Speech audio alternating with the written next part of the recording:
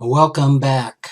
Today I thought we'd cover something that actually I've never talked about or thought about. Don't think I've ever done a column on this. And I'll give you a little backstory. Recently I was doing some pieces. Actually, we did a podcast on that previously, on the concerns that a lot of people have when they retire. They're not earning money anymore. And now the money to pay all of their expenses, including their financial planner, comes out of their savings. So a lot of folks get really concerned, even though their fee-only fiduciary planners have included fees and figured out that they're fine. It looks like a lot of money, and it is when it's expressed in dollars rather than percentages. And sometimes they end up firing that planner because of money scripts that say, I'm retiring now, I've got to scrimp, I got to be very careful, or I can't afford it money scripts. And it kind of hit me during that. It's kind of like, who is going to be with the consumer to tell them when their financial planner is unaffordable? That's kind of like wondering when you're buying a really expensive refrigerator or car, can you rely on the salesperson to say, yeah, I really don't think you should be buying this, or that you can't afford this? I mean, if you can figure a way to lay down the money, they're going to sell you the product, and rightfully so. It's not their job to tell you you can't afford it. It's not their position legally to be looking out after you. That's your position. That's your responsibility. So what happens with a financial planner, and I'm not talking about a financial planner who's compensated by commissions or selling things. I'm talking about a fee-only fiduciary planner who is going to look out for the consumer and tell them when their fiduciary planner is costing them too much. And some things that come to mind might be an accountant, might be a bookkeeper, but they won't necessarily have the whole picture. So who is that person? And it hit me. That person is the planner. Now you might be going, okay, Rick, that sounds a little self-serving. You've got to be kidding me. That the very person that you're hiring is going to be the person that says you need to fire me. And that's exactly what I'm saying. And here is my reasoning. I just look back on my career as a financial planner, and the mindset of a fee-only financial planner fiduciary is advocacy.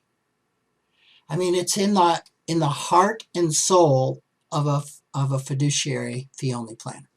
It's one of the big reasons that they're in that practice to begin with, and not making loads of money. It's really easy to make 2, 3, 4 times as much money selling stuff. So part and parcel with that culture, with that mindset of I am looking out after you, is also, wow, it makes no sense for you to be paying me. All right, does that really happen? I would suggest it does, and I would suggest I don't have to look much further than myself. I cannot tell you how many times that I've told prospects that, and I've used these words, I want to tell you something. If I was your financial planner, I would tell you that hiring me is not a good financial decision. And it's usually met with a little bit of amazement, like, really? And I can understand why. but it's really true. So many times when I've interviewed somebody, their case just doesn't rise to the level of needing the type of services that certainly I've provided in the past. And oftentimes I can help these folks. Sometimes I just help them right in the no charge interview. Like, hey, here's your big problem. Why don't you do this, this, this, and you're good.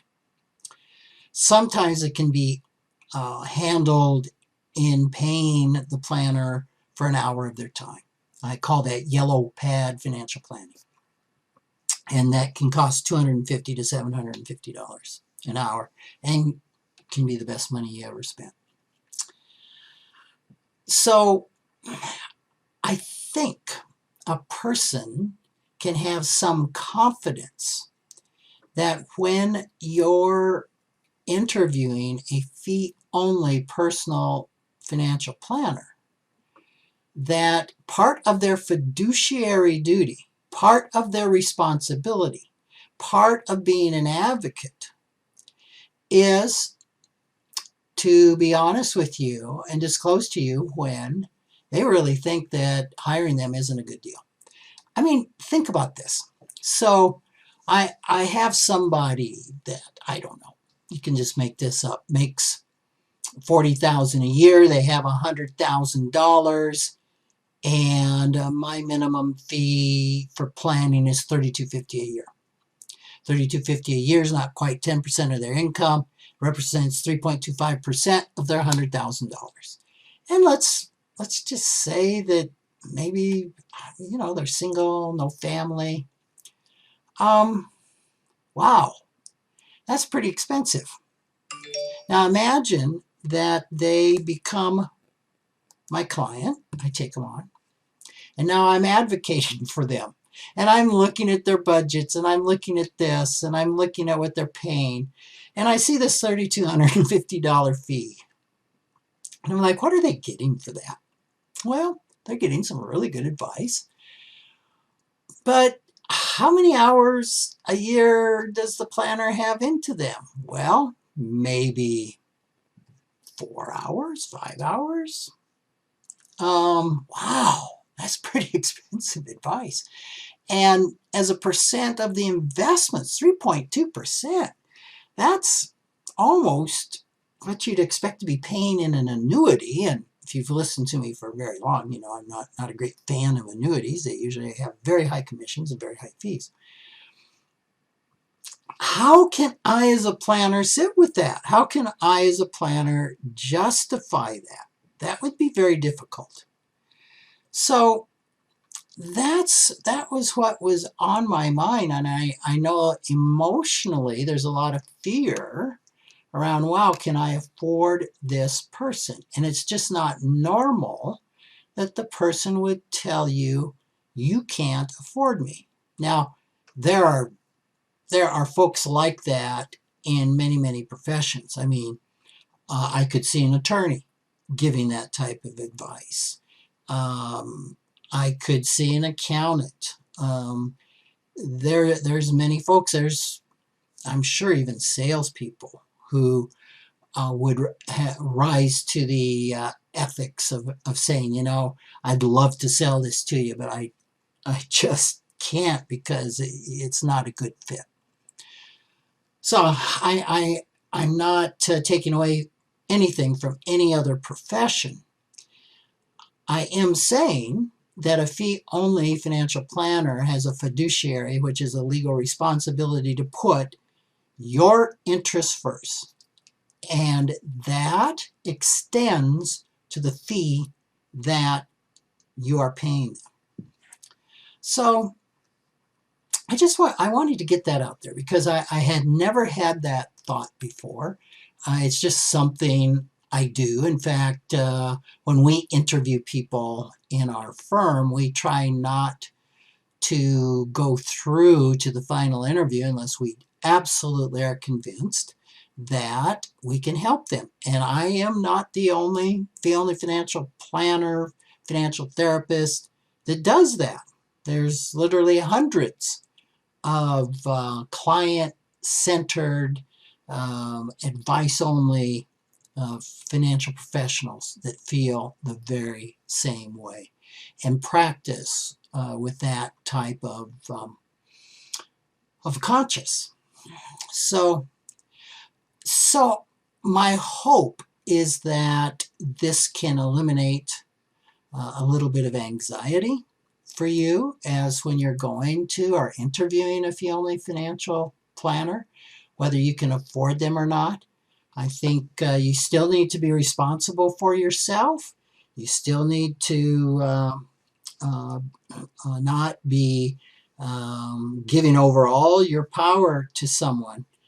But I think you're going to find that in interviewing this specific type of financial professional, that you may get this advice and it might surprise you.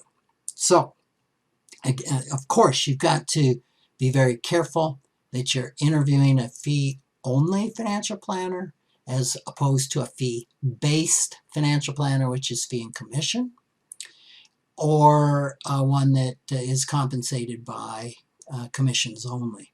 So absolutely, you've got to do your homework there and make sure you're in front of a fee-for-service financial planner. Financial therapy, to be a certified financial therapist, you must be fee only, because how could you possibly be a financial therapist and sell stuff?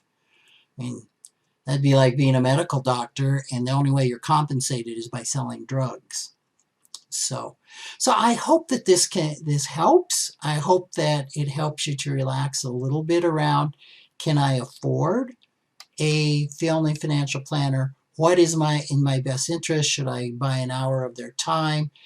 Sometimes I've had folks come to me and it's real apparent with the money they have that if they just put it into the one of the Vanguard one-size-fits-all plans, that's all they need for investment advice.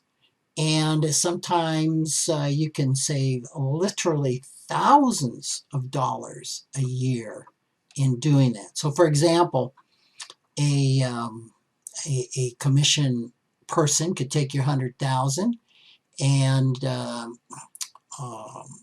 charge, say, 1.5% advisor fee, 1.25% mutual fund fee, which is 2.275% a year. On 100,000, that'd be $2,750 a year. If your money earns 7% a year, year in and year out, less that fee, in maybe 40 years or so, you would have over $500,000. That sounds pretty good. If you took that same money and put it in the Vanguard Total World Stock Fund at a cost of 0.08, not 2.75, but 0.08 a year, at 65, you'd have over $1.5 million. So it makes a big difference. The fees you pay make a big difference. Is financial planning worth it? Yes. If you need it, absolutely. Vanguard came out and said the value of advice is about 3% a year more return. And maybe someday I'll do a podcast and break that down. What's the benefit of financial therapy? It can be huge. I mean, one of my financial therapy clients, we just saved $54,000 in making a move that they had no clue existed when we started therapy. So does that happen all the time? Not necessarily, but it's one of the benefits of seeking out really good support and really good help. Okay, so I hope this is helpful to you. And again, if you have any questions, drop me a line at rick@rickkaler.com.